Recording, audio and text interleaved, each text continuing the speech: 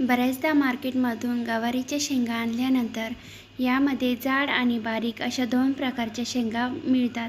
यातील आपण कवळ्या शेंगांची भाजी करतो, परंतु ज्या जाडसर असतात, कडक असतात त्या शेंगांची भाजी आपण करत नाही आणि त्या फेकून देतो.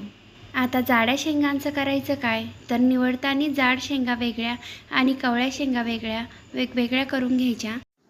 चला तर ह्याच कडक शेंगांचा ठेचा करूया. जाड शेंगा निवडून स्वच्छ धुवून घेतल्या. या सर्व शेंगा आपल्याला ओनियन चॉपरमध्ये घालून घ्यायच्या आहे.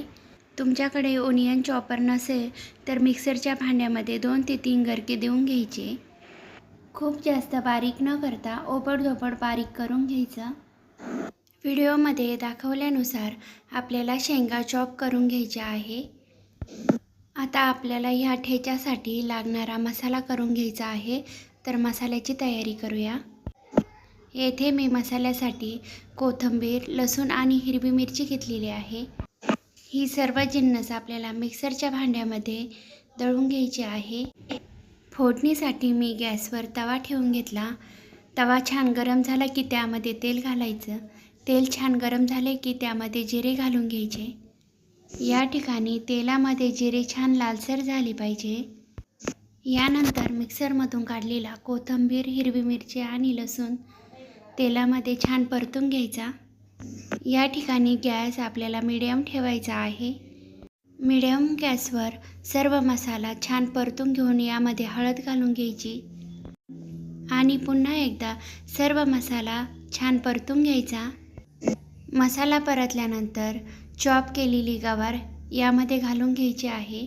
गवार घालून घेतल्यानंतर सर्व मसाल्यामध्ये गवार छान परतून घ्यायची आहे. भाजी छान परतत आली की यामध्ये आपल्याला चवीनुसार मीठ घालून घ्यायचे आहे. मीठ मसाल्यामध्ये शेंगा छान परतून घ्यायच्या. तुम्ही ही रेसिपी कधी तयार करून पाहिलेली नसेल तर नक्की तयार करून बघा, तुम्हाला खूप आवडेल. आता शेंगा शिजण्यासाठी अजिबातही पाण्याचा वापर करायचा नाही. या ठिकाणी आपण छोटे 2 चमचे तेल घालून घेणार आहोत आणि शेंगा छान वाफायला ठेवणार आहोत. असे केल्याने कमी वेळेत शेंगा छान शिजल्याही जातात आणि भाजीला छान चवही येते. झाकण काढल्यानंतर शेंगा छान परतून घ्यायच्या आहे आणि पुन्हा एकदा 2 मिनिटासाठी शेंगा परत वाफवून घ्यायच्या आहे. 2 मिनिटानंतर शेंगा वाफवल्यानंतर आपला गवारीच्या शेंगांचा ठेचा तयार आहे. खायला एकदम चविष्ट लागतो. एवढ्याशा ठेच्याबरोबर तुम्ही एका चपातीऐवजी 2 ते 3 चपाती अगदी आरामशीर खाल. एवढा चवीला भन्नाट लागतो हा ठेचा.